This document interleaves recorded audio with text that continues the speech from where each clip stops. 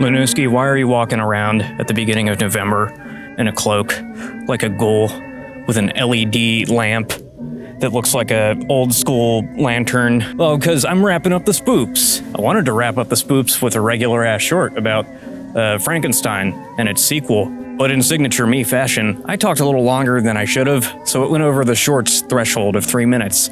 So now, due to carelessness on my part, I'm gonna ruminate a little bit longer on said things with the help of some filler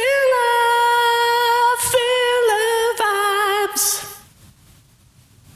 Scary movies. One modern mofo in the rank of contemporary directors makes some pretty scary stuff. It's usually infused with fairy tale elements, giant robots, kotaku nonsense. I'm of course talking about Guillermo Del Torro. The first thing you gotta learn is listen. Learn to listen, but learn to say no. And when you say no, mean it. Mean it. Don't say no and then just back off, because then and I don't mean as a technical term, which is a great word. I mean it in the existential term, you know? Guillermo Del Torro is one of the true visionaries of our time. His work is informed by the fantastical genres and myths that he grew up on, yet there's an incredibly human, spiritual core to it that I and countless others adore. I remain the weird guy that didn't belong anywhere by the fact that the only thing that remains secret for me is the length and the depth of the link with the audience for the movies I make, no matter how many of them are. To prime myself for his new take on Mary Shelley's Frankenstein, though, I decided to revisit the James Whale film, plus its first sequel, Bride of Frankenstein, which turned 90 goddamn years old this year. Even time doesn't feel that old to me yet. Having not seen these in over a decade, it was the kind of watch where I deeply appreciated their ambience, craft, and historical value, more so than last time at least, while also being much more aware of how different they are from the source material, and why that renders the storytelling hollow to my current sense of things. Disregarding spooky castles, lightning, It's Alive's, hunchback lackeys, crazy ladies, and other hokey elements, all of which, to be clear, I still adore through the lens of vintage horror and camp. Shelley's commentary on ambition, mortality, and other existential themes make these more known versions of the story seem pretty damn silly in comparison. It's apples and oranges, I know, but it's like if apples were concerned with why we live the way we do, and oranges were more tailored to, I don't know, comic books and merchandising. We put the picture's name on everything. I love them both, but goddamn, do we need apples right now? An apple a day keeps the fascist away.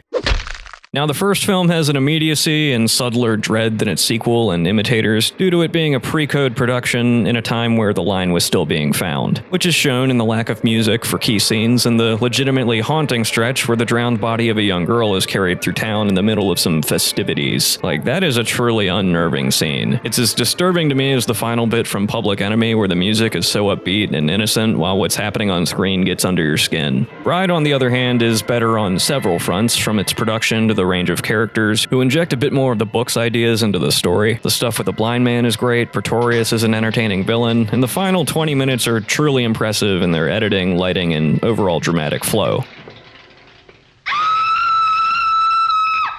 Nonetheless, both of these films were released at a culturally naive and artistically repressive time. A reminder for which can be most seen in the second one's ham and cheese sandwich of an opening, where they acknowledge the origin of the franchise in such a stagey and patronizing way I almost wish it simply omitted that fact altogether. Look at her, Shelley. Can you believe that bland and lovely brow conceived of Frankenstein? A monster created from cadavers out of rifled graves? I prefer Frank 31's opener of some MC coming at you to say, yo, this you're about to watch is mad spoopy, dog. Now's your chance to eat if you want to keep your pants doo-doo free. Did that sound stupid and idiotic what I just said? Well, now you know exactly how I felt watching Byron, Percy, and Mary going all, yes, do tell me your tale of monsters and God. Oh, I pricked my finger. Shut the f*** up. Her mom was a feminist firebrand. Her dad originated the tenets of modern anarchism. Her husband was one of the great libertarian poets of his time. These were both literary and social revolutionaries, you boring cunts. Well, what's all this? Monster indeed. What's all this then? Yeah, so uptight and obnoxious and old world. Not at all like the socially progressive 1930s. And I know what you're gonna say. Oh, Dylan, the director of both of these films was gay. Yeah. And how many of us know that? I know we're all at the mercy of whatever time that we were born at, but you gotta be able to look back and go, yo, that shit was goofy.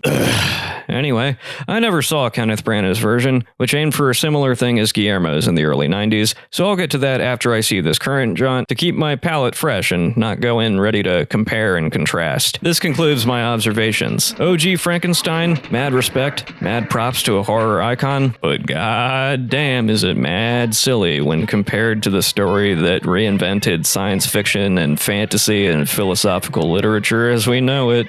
Oscar Isaac is hunky. Oscar Isaac is not what we're talking about right now. We're talking about Frankenstein. It's what I'm talking about, big boy. He's hunky. Damn it, Noosk. Now, to my man GDT's credit, GDT sounds like a mushroom that makes you see monsters and shit. He has quite a bit of reverence and love for both of these Frankenstein movies that I've talked about. On 2 separate occasions, he was asked to compile his 10 greatest films of all time. On that first list, he had Frankenstein 31. On the second one, you had Bride of Frankenstein. So as easy as it is for me, a modern day tryhard, to look at the more dated elements, the sociology that went into making them and go,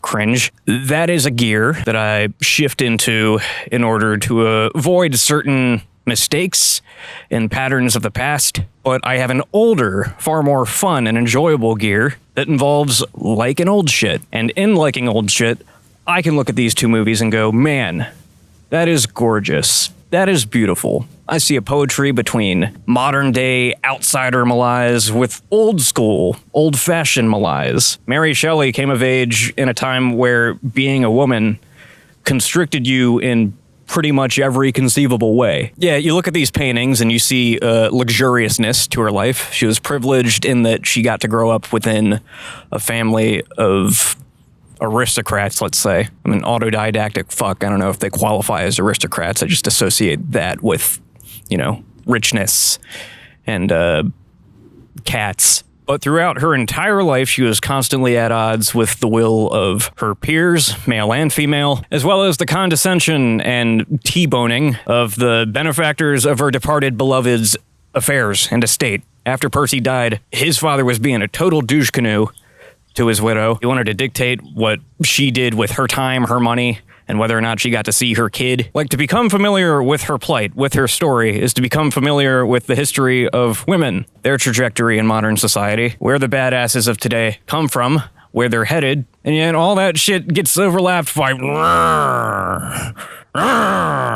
large forehead, green skin, electricity, my son plays punk.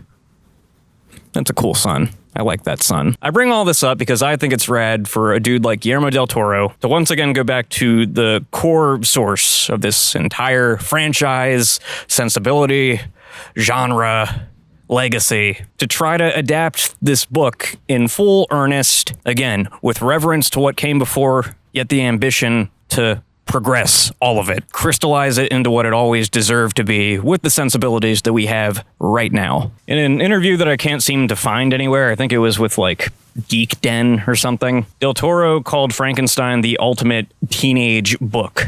Mary wrote this before she reached 20 and was able to articulate all kinds of abstract philosophy and anxiety rooted in both her own upbringing by a radical of the time, at least, having never known her mother because she died in childbirth, and the romantic leanings of her own time, as well as her partner and everything he stood for. Whether we're talking about the book or merely the name and the core thesis of bringing dead things back to life, we're referencing something that a young adult did. Putting aside the fact that she did other books as well about similarly dark things, perhaps most notably a post-apocalyptic novel about a plague in the 21st century, and just where exactly we as a species are on the totem pole, the food chain of the cosmos. This was a brilliant mind, and I'm more than happy to read the very book that I read as a 13-year-old for English class, which, yeah, I enjoyed it, but you're only going to get so much out of it as someone who's barely lived any actual life. I believe in the liberation of all people,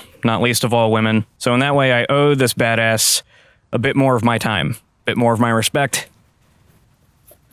That's all she wrote. This was lighting nothing.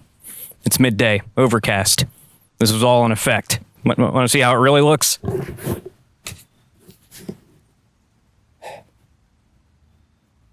Happy Ween. Elongated, belated as it might be. Be sure to subscribe if this did anything for you.